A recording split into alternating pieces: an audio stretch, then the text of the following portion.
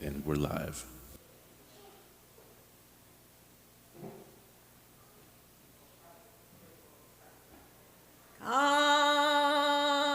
Kanshon.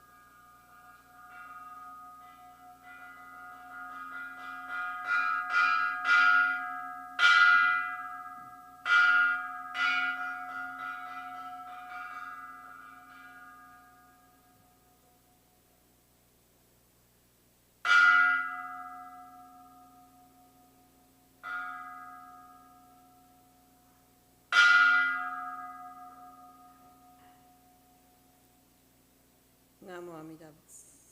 Namo Amitabha. Namo Amitabha. Namo Amitabha.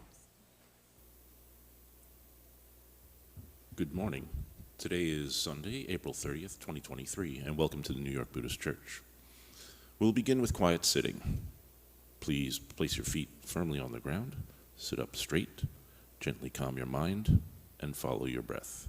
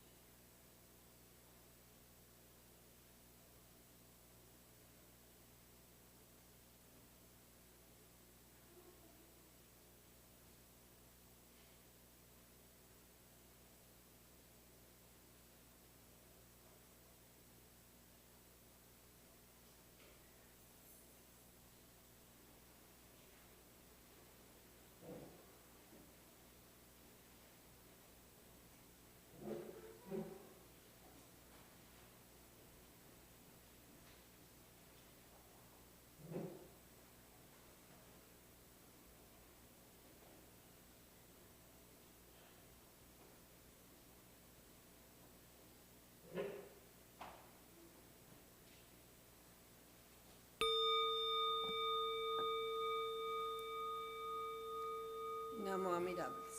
Namo Amitabha. Namo Amitabha. Namo Amitabha. Today's sutra chant is Jusege, reaffirming the vows, Tan Nembutsu and Ikoko, merit transference, on page 55. Following will be Vandana and Tisarana on page 7.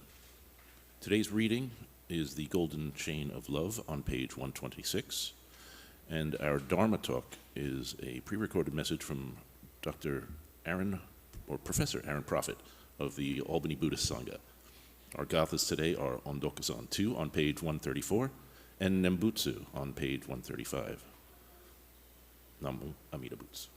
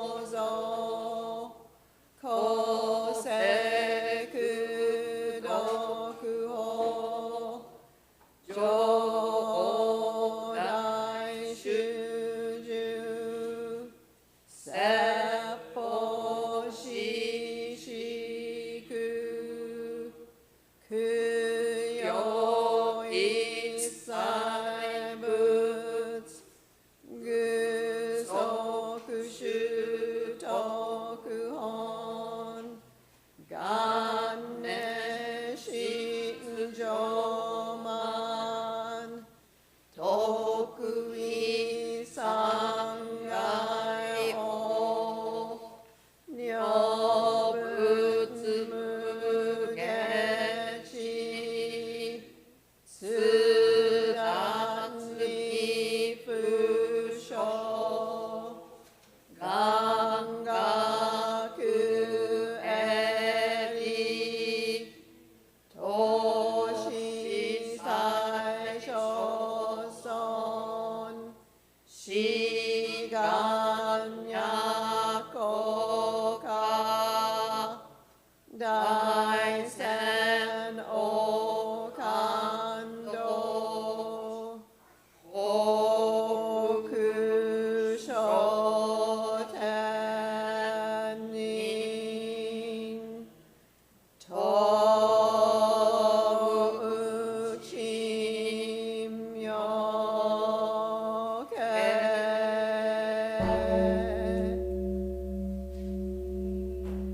ナマンダブナマンダブナマンダブナマンダブナマンダブナマンダ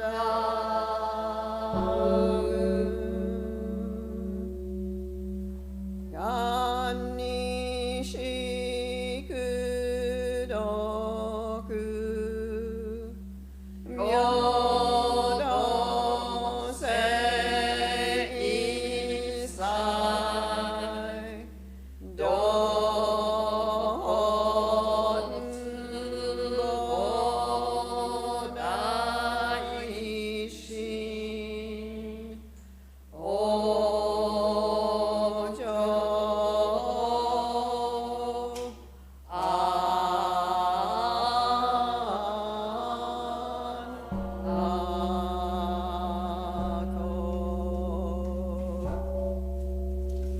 Please join in reading the English of the merit transference.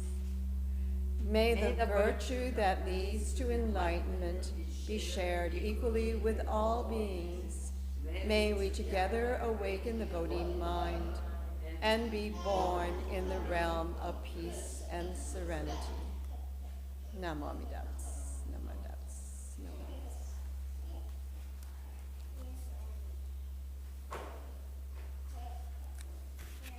Butsu.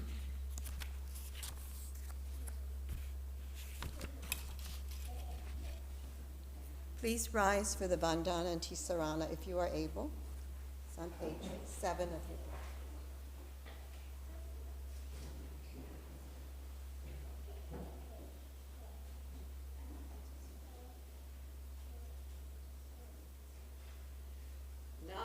Namo tassa bhagavato arahato samma sambuddhassa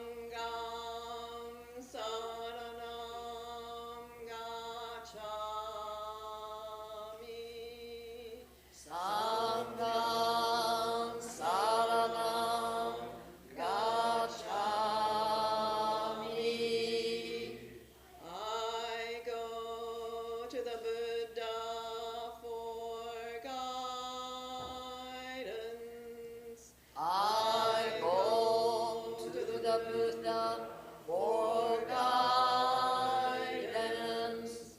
I go to the Dharma for guidance. I go to the Dharma for guidance.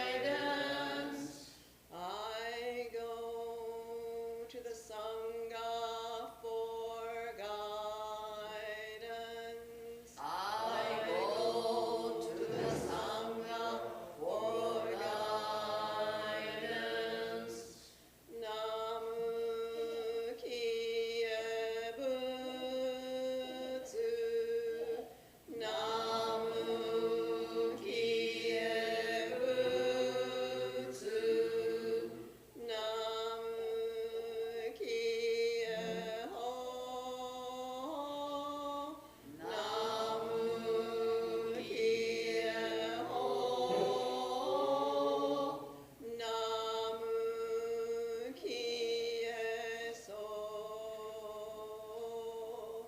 Namu Kiye So. Namu Amidas. Namu Amidas. Namu Amidas. Namu Amidas.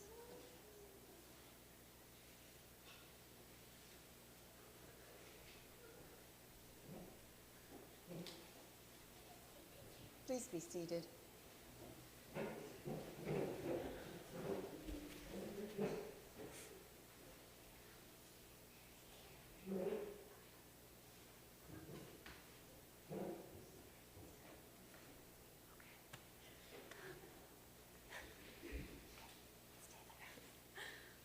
So we're going to read the Golden Chain of Love on 126.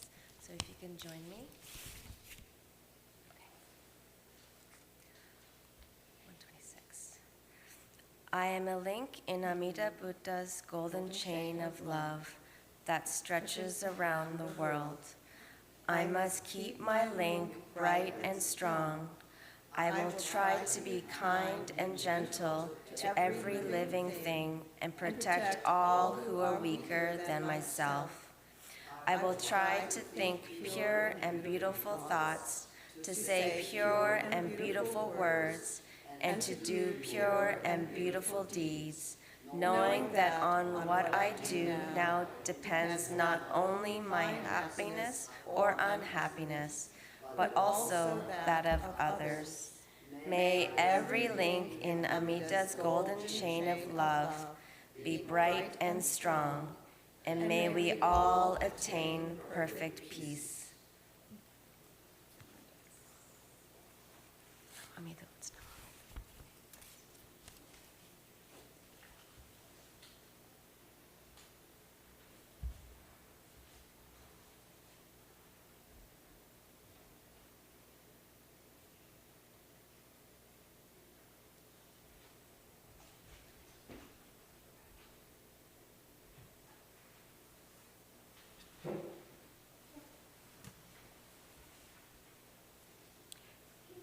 Thank you very much, Maiko and Shion.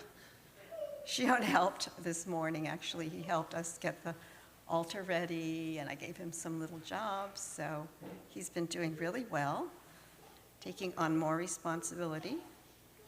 Yes. You like being mentioned?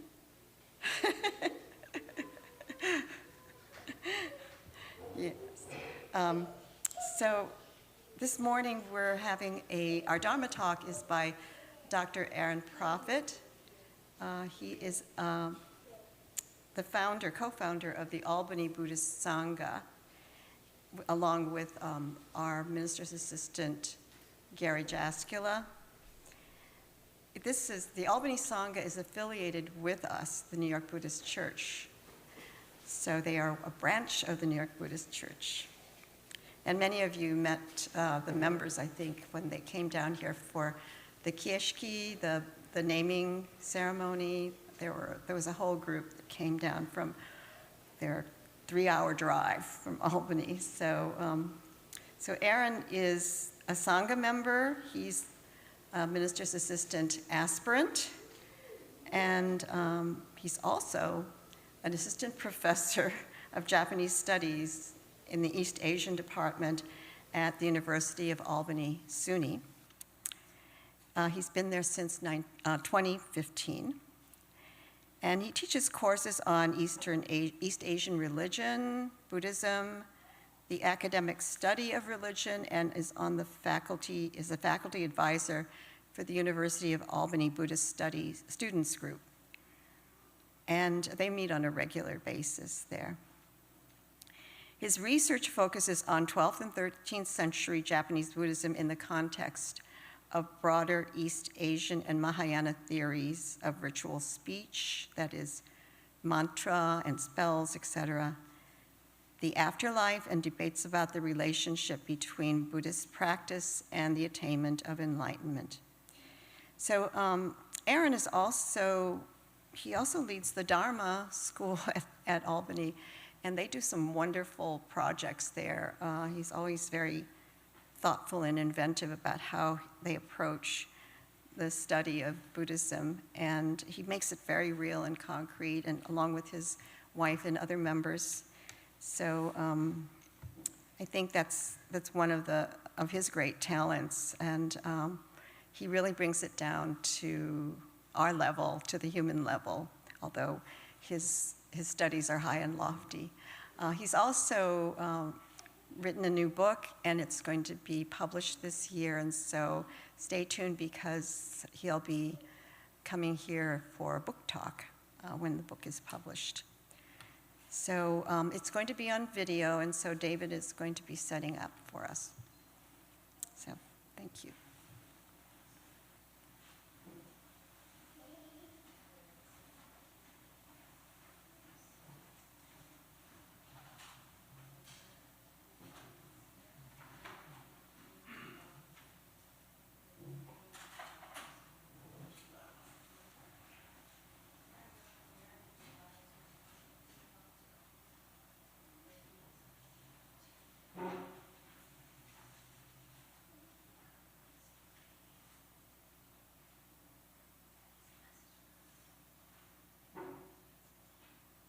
Namo Amida Butsu, Namo Amida Butsu, Namo Amida Butsu.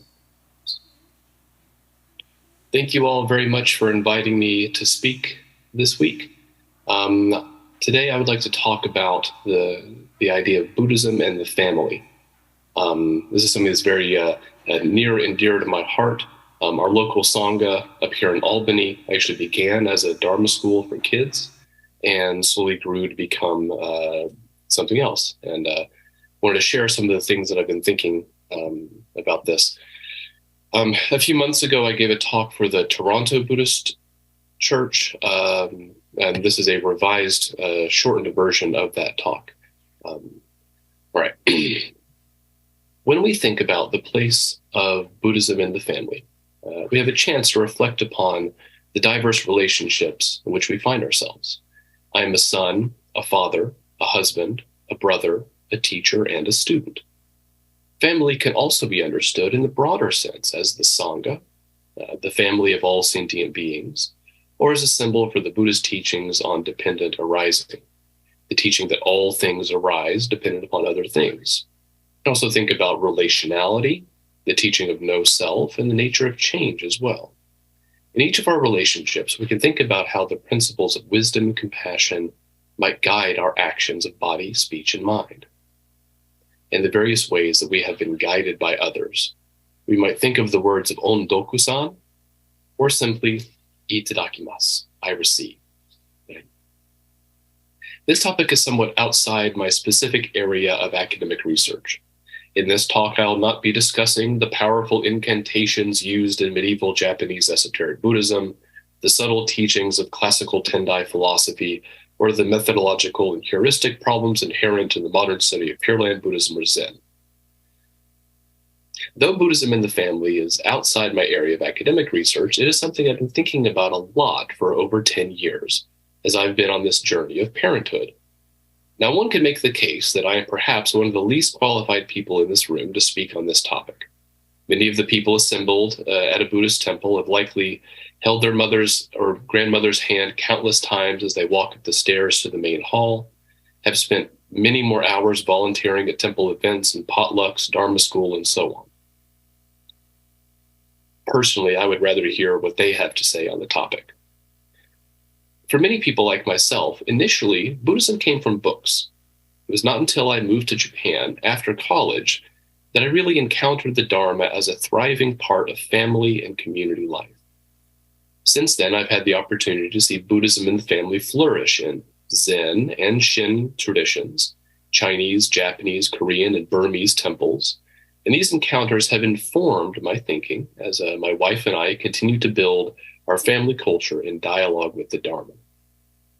This is a concept I want to talk about a little bit today, family culture, and what it means to deliberately build a family culture informed by Buddhism.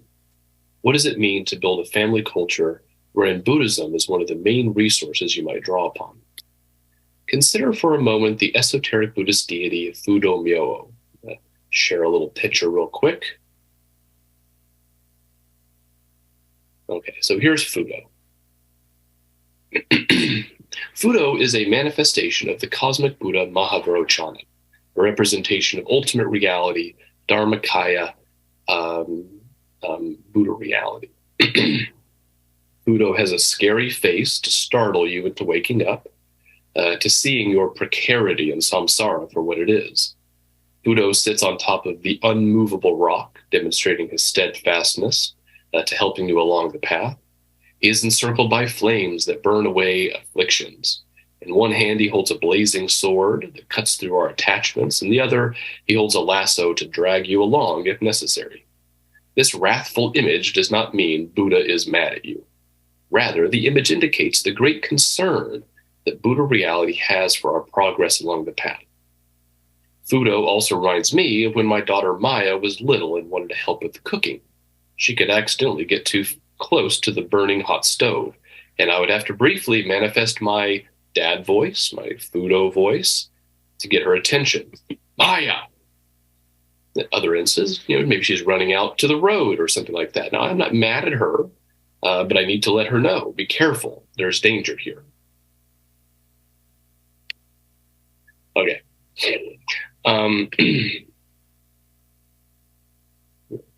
When reading and contemplating this image of Fudo, I think about different philosophies in education, parenting, and Buddhist practice. There are those who approach these perspectives from a totalitarian perspective. I am the authority, and you will listen or else.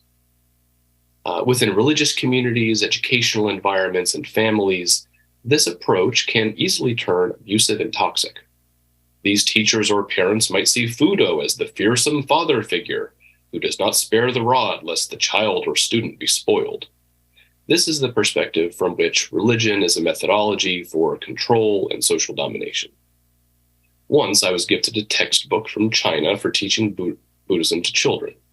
This particular textbook seemed to boil down the teachings of Buddha to be an obedient child and not a wicked one. Another time, I was given a book from Japan designed to introduce Buddhism to children.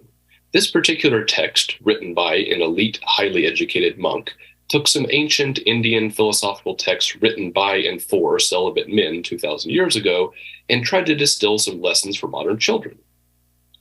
Surprisingly, the philosophy of ascetic self-mastery and crushing one's defilements through sheer force of will wasn't quite communicated effectively. I'm not sure why. The totalitarian, perhaps we might call it macho, perhaps we might call it self-power approach to teaching, is one thread we find throughout Buddhism historically and today. For me, personally, this is not the perspective I draw upon in teaching my children or Dharma school kids. On the other hand, there are those who approach these relationships in education, parenting, and Buddhist practice from a different perspective, one that is more in line with social emotional learning, emotional intelligence, evidence-based, and nurturing methodologies.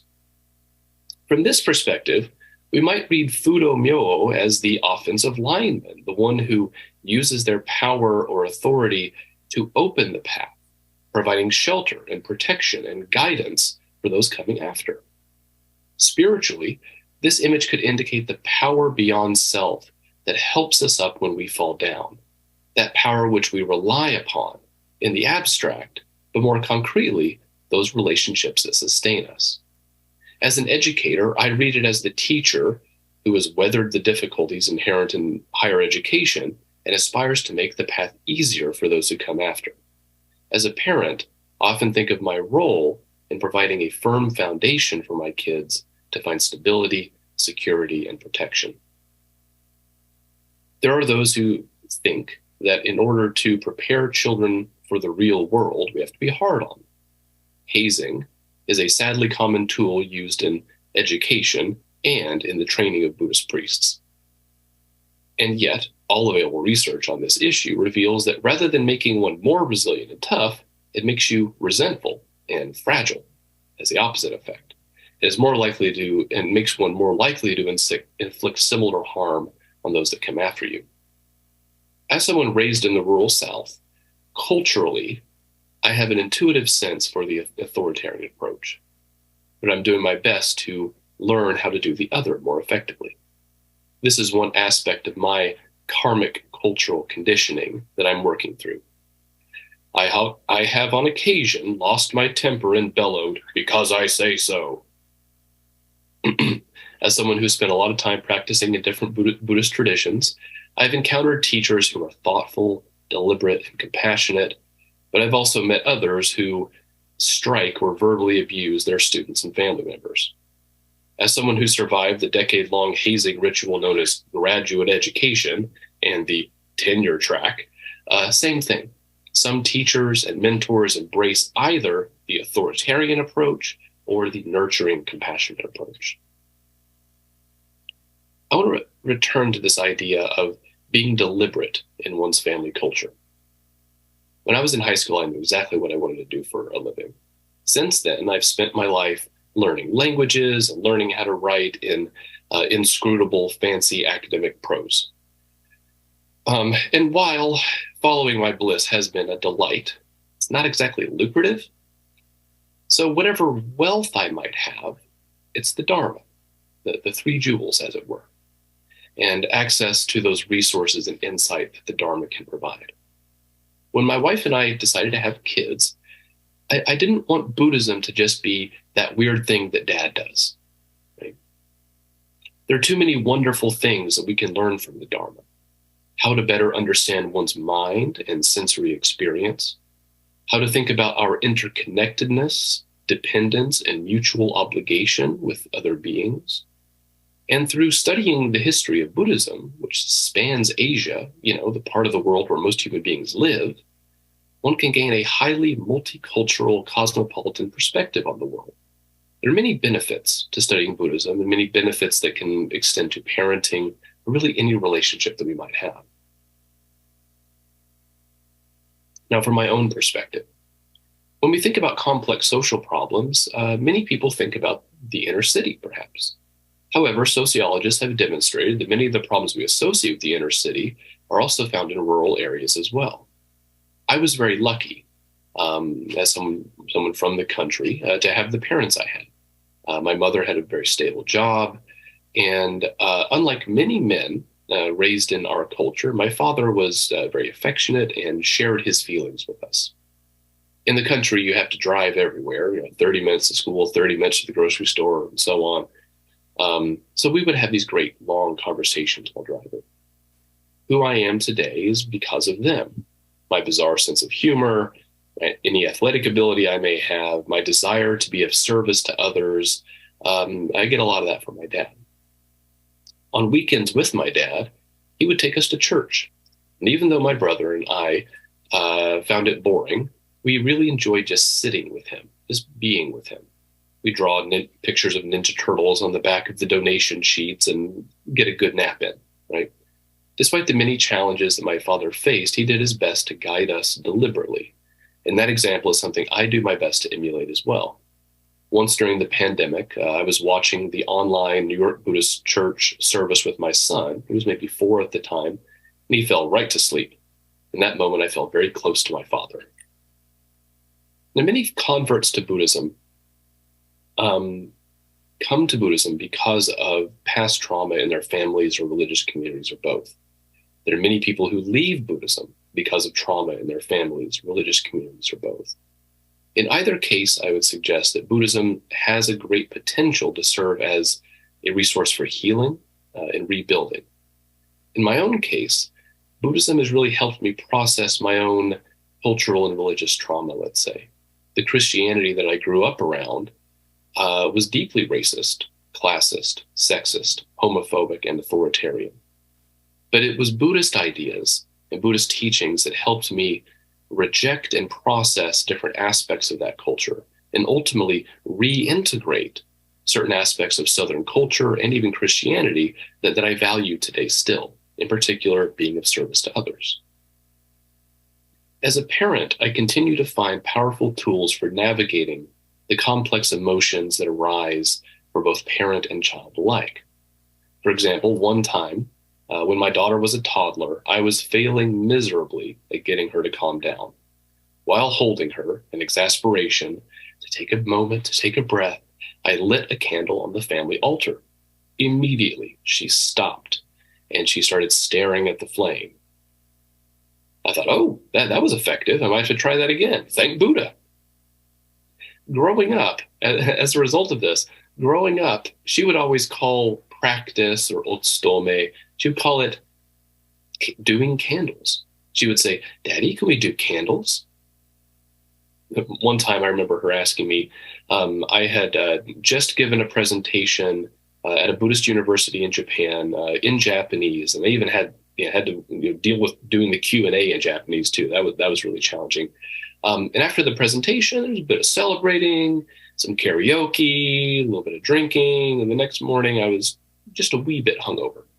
But my daughter woke up and said, Daddy, can we do candles?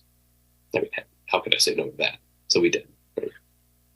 So I have 2 kids now, and I don't make them practice. I've heard stories from colleagues who say, oh, every morning we'd wake up and my father would make us do shoshinge before we even had breakfast. I mean, that's not the vibe in my house, right? I don't make them practice, but if they want to join in, but we go for it as best we can. It's going to be hard to get all the way through shoshinge, but maybe we'll try parts of jusege if we can, right? Sometimes my son is a bit of a goof and tries to blow out the candles. I do my best to not lose my temper and just redirect him. Sometimes he takes all of the prayer beads I have acquired in my life and puts them around his neck, his shoulder, his wrist, and yells, Om. When he was little, he would imitate the opening line of Shoshinge instead of Himyo, Muryo, Junyorai. I would hear him chanting, Kinakon, Kinakon, just loud, He's doing his best to be a part of the conversation. Right? When we go on walks, they pick up little stones, little feathers, little tokens to place on the altar when we get back. When we go grocery shopping, they pick out a piece of fruit to put on the altar when we get back. When we do this, we discuss how we were able to have this fruit because of causes and conditions beyond measure. Somebody grew this, somebody put it on the shelf, right? I work at a job and I'm able to afford to buy, healthy, delicious food and so on. So we're always dependent upon others, and it's important to be mindful of that. And it's important to, reinforce that attitude of gratitude, let's say. I've done my best to create space in our lives where they can make Buddhism their own. They each have their own little altars in their room that they decorate and use in their own way. I've heard stories from students and colleagues who grew up in a different Buddhist family culture. One student told me about how her mother was very particular about the family altar. This student didn't even know what image was on the family altar. She learned that in my class. She never learned how to do altar practice because her mom was so worried that she would get it wrong, right? So, the family altar was both a place of interest, but also fear almost for this student. And I felt kind of sad that it was in my class that she got to kind of learn what was going on, right? Many other students come to me and say, I want to learn about this stuff because my dad meditates and I want to learn more about it. And they sometimes indicate that their dad just won't talk about it or whatever. So I get the feeling that there many parents for whom Buddhism is very important, but they don't know how to make that part of the family culture, or they haven't been taught this is the thing you should be doing, right?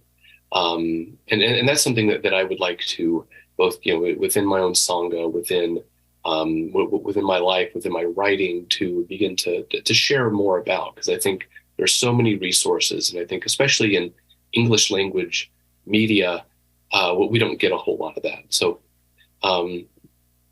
in fact, the initial impetus for our Albany Sangha actually came from when me and a friend were trying to figure out how to share the Dharma with our kids. Both of us agreed we didn't want Buddhism just be that weird thing that Dad does, but it should be a thing that we share as a family. He and I were initially affiliated with a sangha, but another sangha. But once we saw how invested in the authoritarian approach to Buddhism they were, we had to find another spiritual home, and we found that with the New York Buddhist Church, and through the efforts of Reverend Gary and Reverend Ikeda and others, we were able to begin to build a new Dharma community to share, to share with others, right? To help others figure out how to put the Dharma into practice in their families and other relationships. I see the many benefits that I've gained, that my children have gained, and I know there are many other parents out there who are looking for ways to draw upon the Dharma in their parenting journey. Now, of course, for me, this has been very much focused on how I think about parenting, right? How I try to show up as a parent, how the Dharma can inform that. But actually, when we reflect upon these issues, we can see how it affects all of our relationships, whatever those may be. And with that, I will conclude and say thank you very much for inviting me, and I look forward to making a trip down as soon as I can. Namo Amida Butsu. Namo Amida Butsu. Namo Amida Butsu.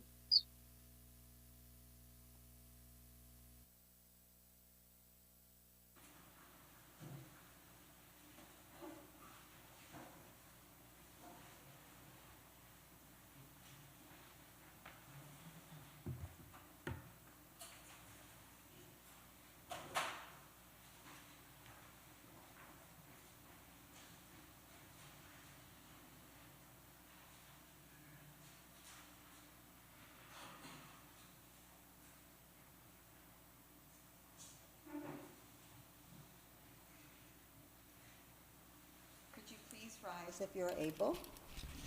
The Gata Ongok-san, which is on number 2, which is on page 134, and Nembutsu, which is on page 135.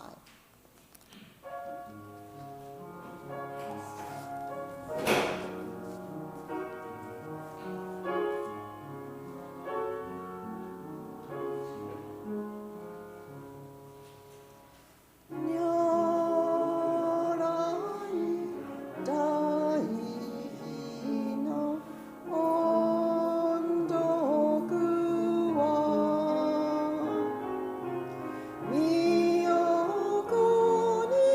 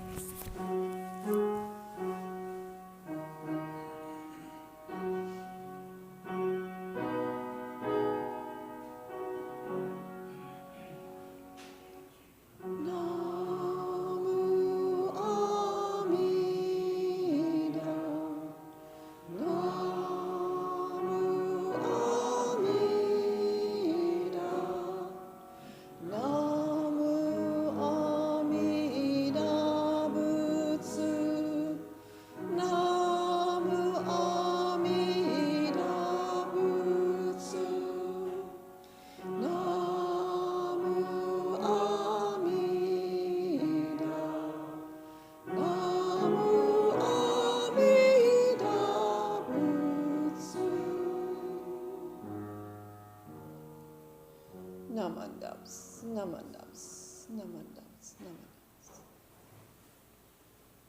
Please be seated.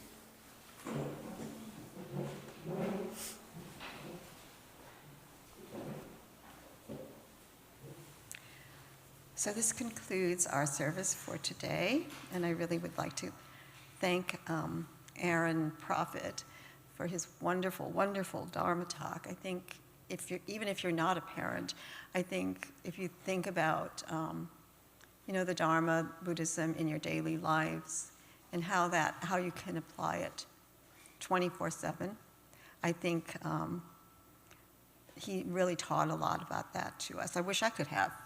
I wish he could have been my Dharma school teacher. But anyway, thank you, Aaron. And so I'd like to also acknowledge our greeters for today, Chris Lee, and we had his son, Shion Lee Tanaka. He also helped. I'd like to thank Nobuko Kodama, who also assisted on the altar and is our pianist, and David Brady, our tech person. And it looks like Lily's also helping today. And I'd like to thank Junko Yamakawa for the flowers. She teaches Ikebana classes here on Saturdays. So it's the first, second, and third Saturdays of each month. She has a morning class at 11 and an afternoon class at 1.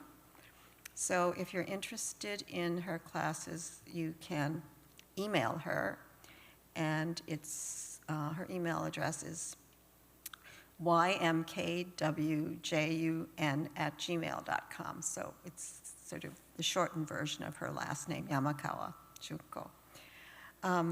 So she's wonderful, and she really does some beautiful work for us. She's of the Sogetsu school. Thank you also to Maiko and Shion, who helped get the altar ready today. And to all of you for coming here today, where, as we always say, we don't exist without our Sangha, without you who have come here today and those who are online. We have a lot of people that come and visit online too, so you're all welcome. I'd like to have a few announcements. Today there is an exhibition, and it's for an auction that's going to take place. So the exhibition is called An Interconnected, a Buddhist and Japanese-inspired fine art exhibit and auction. That's actually happening today from 1 to 5. It's upstairs in the annex on the 3rd floor at the American Buddhist Studies Center. So their exhibit is today, and the online art auction is tomorrow from 9 a.m. It goes on through May 8th, 9 p.m. So if you go to their website, you'll be able to see the work too as well, I believe. And it's www.ambuddhist.org. Today, they're also having a in-person reading by the author Priya Kumari. She has a children's book about Buddhism, or about Buddha, and that's taking place today at 2 p.m. at the American Buddhist Studies Center. Our upcoming events are, so next week is the monthly memorial service, Shotsuki Hoyo, where we remember our loved ones that have passed away in the month of May. And following that is our Sokai annual meeting, and I think David is posting the Zoom for that online as well. And if you're interested in coming in person or visiting on Zoom, we'll get the word out to you. I'll send it out to you in the MailChimp mailing. And then the following week is Gotae. It's Shinran Shonin, the founder of our school of Jodo Shinshu. his birthday. So we'll be celebrating that on May 14th. And then we'll have our regular services for the rest of the month. And on May 29th, on Memorial Day, our minister's assistant, Reverend Isabel Bernard, will be going to 2 cemeteries, Mount Olivet, where there's a Japanese-American organized service for at the Japanese cemetery, and then Cypress Hills Memorial, that cemetery is where many of our members are buried, or they're in the columbarium there, so she'll be doing a service there as well. And if you're interested, I'll try to post that on MailChimp as well. And if you really want to go, just email us at nybc332@gmail.com. So now is the time, and Lily is anxiously waiting to, we would like to invite anybody who's here for the first time to stand up and introduce yourselves and tell us how you came here. And I know there are a few people that are here for the first time, so please go ahead. Yeah.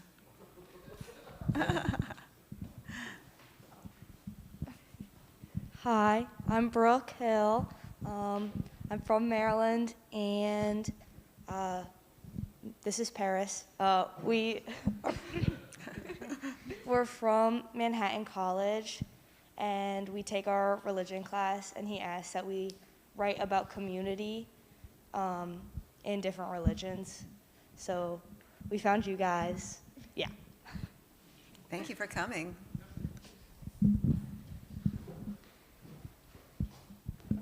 Hello, my name is Caitlin Doherty. I'm also from Manhattan College. So I'm also in my religion class, and we're just basically learning about all the religions as like our first general course. We ended the semester with Buddhism, and I took a liking to that one compared to the other ones we've really learned about. So I chose to come here today because my teacher recommended it, and yeah, thank you for having me. Thank you. Thank you for coming. Welcome. So actually, if you want to stay after this service, we have a social hour upstairs, and if you want to talk to us, talk to the teachers, talk to members, if you have questions, you're welcome to join us. Let's see, anything else? Anyone else have? Yep. So thank you so much for coming. We have a whole group of our members going to Japan.